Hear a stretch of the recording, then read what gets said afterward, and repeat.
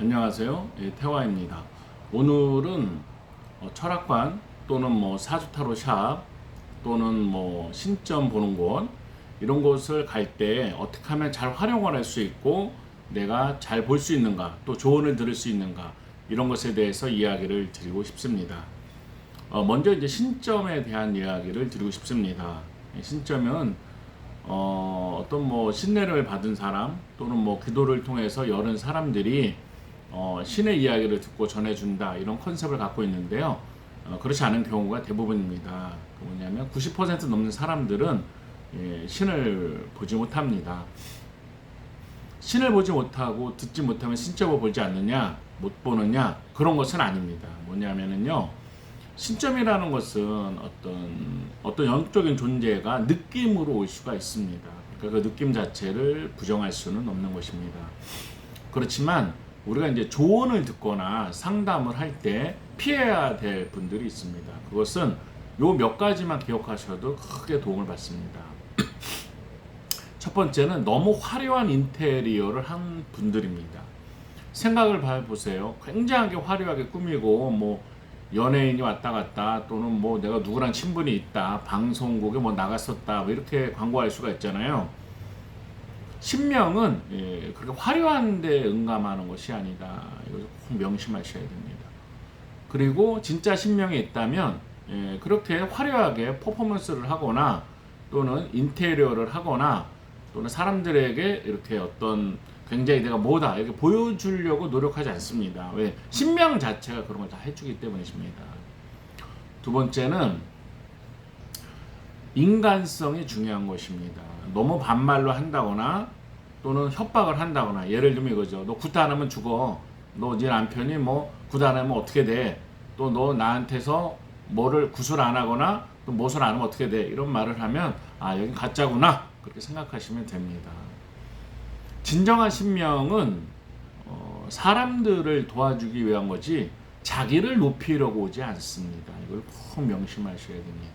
그러니까 겸손하고 진실된 그런 상담을 하시는 분들이 정말 올바른 신명, 올바른 길을 가시는 분들입니다. 이걸 꼭 명심하셔야 됩니다. 그러니까 언론에 나왔다, 화려하다, 연예인 누가 왔다 갔다 이런 거 전혀 신경 쓰지 마시고 진실한 사람, 그 다음에 상식적으로 사람을 대하시는 분들을 찾으시면 일단 피해를 보시지 않고 사기를 당하지 않고 잘못된 신내림으로 협박당하지 않습니다.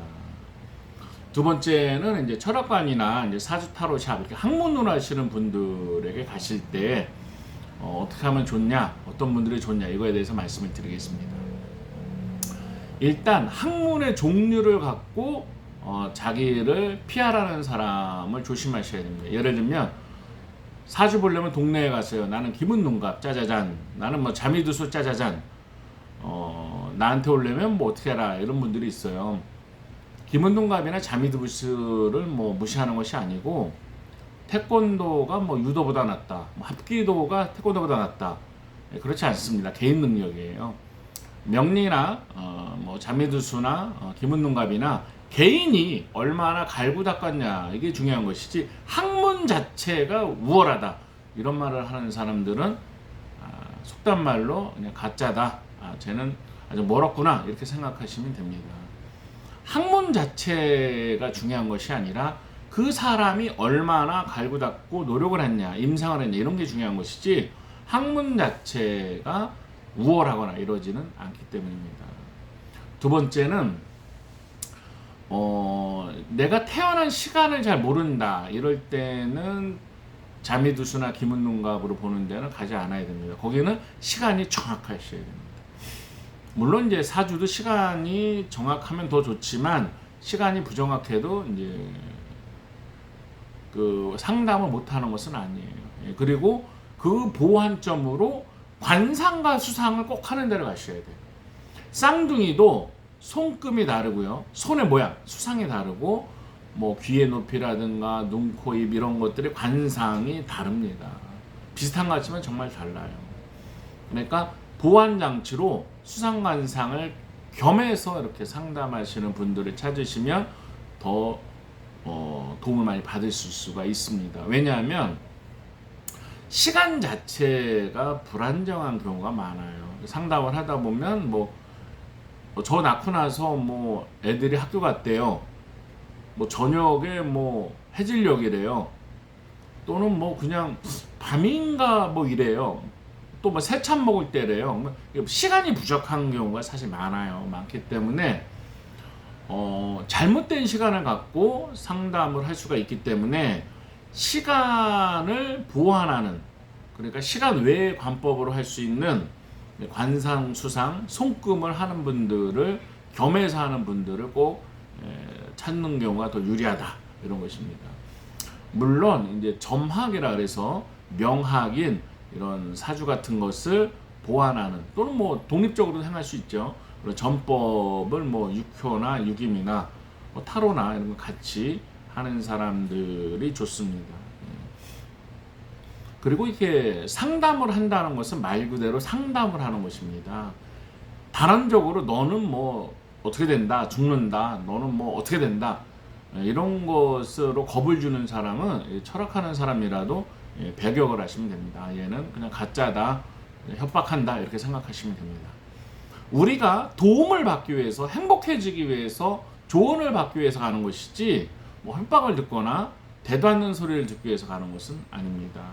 그렇기 때문에 내가 뭔가를 좀 합리적인 자세로 상담을 한다, 이것이 굉장히 중요한 것입니다. 그리고 되도록이면 질문은 한 가지 내지 두 가지를 하세요. 질문은 10대까지 한다, 수십 가지 한다. 적중도는요, 처음에 한두 가지가 잘 맞는 것입니다. 사람의 집중과 영적인 에너지라는 것이 무한하지 않기 때문에 정말로 궁금한 거 한두 가지를 묻는 것이 좋은 자세입니다. 나머지는 다른 날 가셔야죠.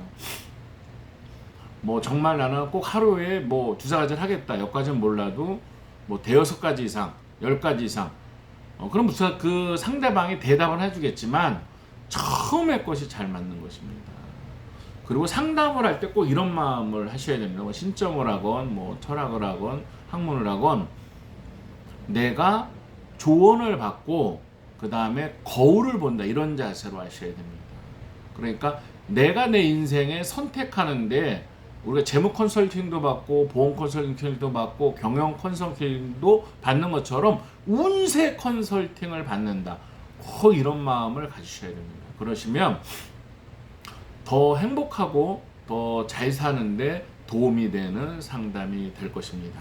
이걸 명심하시고 상담하시면 더 행복해지실 것입니다. 감사합니다.